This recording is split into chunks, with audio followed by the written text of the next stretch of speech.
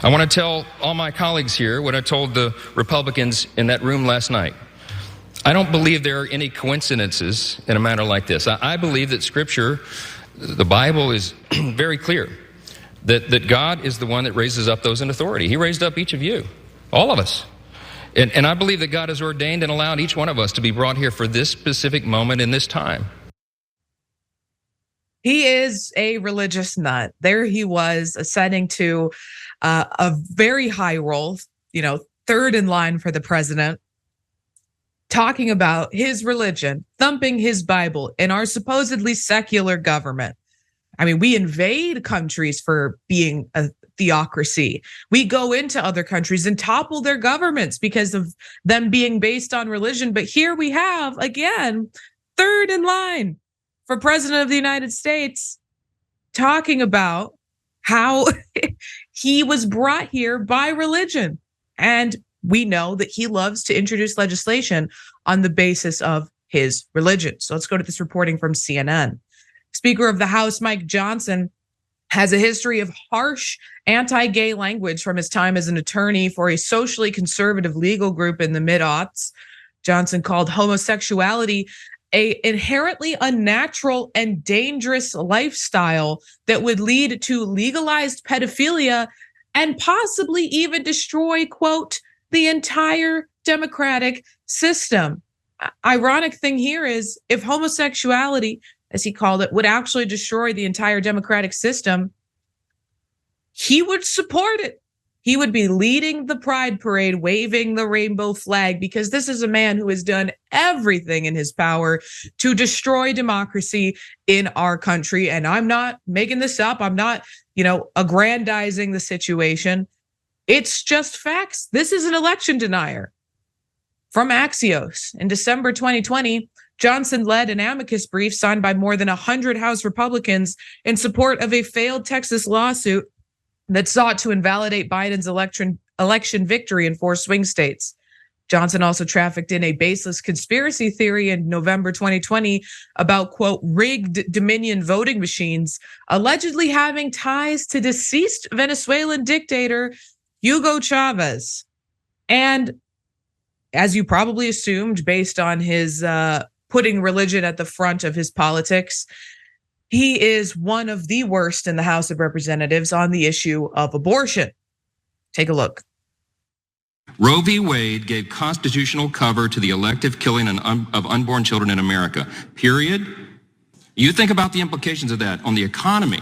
We're all struggling here to cover the bases of Social Security and Medicare and Medicaid and all the rest. If we had all those able-bodied workers in the economy, we wouldn't be going upside down and toppling over like this. Listen, the gentleman, I will not yield. I will not.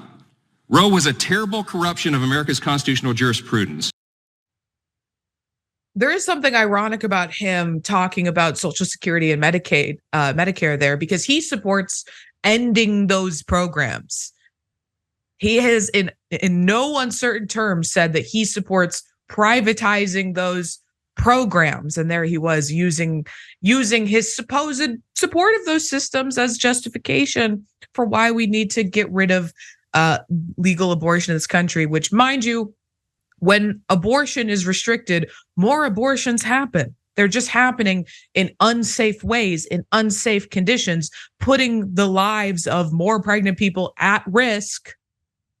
But they don't care about that. They're not pro-life. They're pro-forced birth. And he's going to have to work pretty hard with this impending government shutdown, as well as military aid for Israel and Ukraine, which I'll just say this: Gaza won't see another dollar with Johnson in charge, I'm sure. And he's also very vehemently opposed aid to Ukraine as well. So it'll be interesting to see how these things play out. I've got a little bit more on the Republican reaction and celebration of this man. But first, Sharon, I want to bring you in and get your thoughts on this person who is, he's not hiding the fact that his religious values is how he's going to lead what is supposed to be our secular government. He calls it religion. I call it a cult. Okay, he's diabolical in his dysfunction. He is far worse than Speaker 55. 56 is far worse. Radical. Have you ever heard his podcast? I tried to listen for a few minutes. He and his wife have this podcast where they go over everything that's in the headlines, cultural wars, the war on women, which he loves, they love. I mean, she co-signs on that. And it was very difficult to even stomach it. I'm a journalist. I'm trying to gather information here. I couldn't even stomach it. I think God is very angry. If you believe God, wait, what's that? God is very angry. Okay, I just heard from God. Stop invoking the Lord's name in this destructive thing that you're pushing against gay people, women, children, everyone. Who do you love? Who do you love? That would be a great question to ask, but the reporter would probably just get shouted down like the other day. They were already scared to have to answer for his leading the charge to overturn democracy in our country. The entire party was yelling, shut up to this reporter who asked Political a very genius. Right. And she asked a salient question, a reasonable question to ask this person who has in no uncertain terms been very public about his support for overturning democracy, for overturning the election.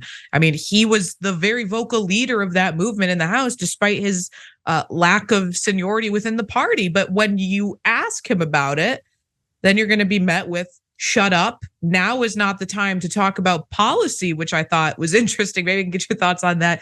Because, and what we've seen throughout this debacle with the speakership is it's not an issue of policy, right? This is a party that, agrees on a lot of these issues. They agree on not certifying the election results. They agree on, severely restricting or completely ending a woman's right to choose, demonizing and legislating away protections for gay people.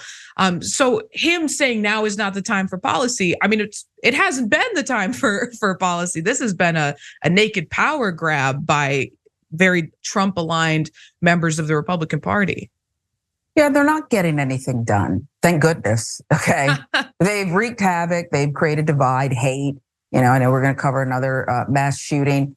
Listen, they haven't even caught the guy yet, but I believe it's all connected to the society we live in today. America, look at your life. Anybody who thinks the Republican Party is distancing itself from that thing and that insurrection thing, okay, they're not.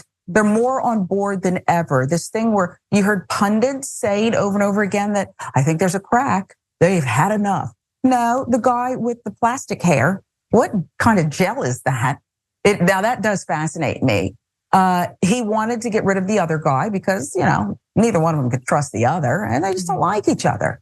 And now he's running all over town and doing interviews. If that's your biggest cheerleader, that's all we need to know. The Republican Party is still going to be up to these shenanigans, and they won't stop unless they're forced to stop or we all suffer to the end. For more political news breakdowns, interviews, stories of activism, and me trying my hardest to care about the occasional big celebrity news story, subscribe to our YouTube channel at youtube.com/The Damage Report. And you can ring the bell wherever it is so you don't miss anything.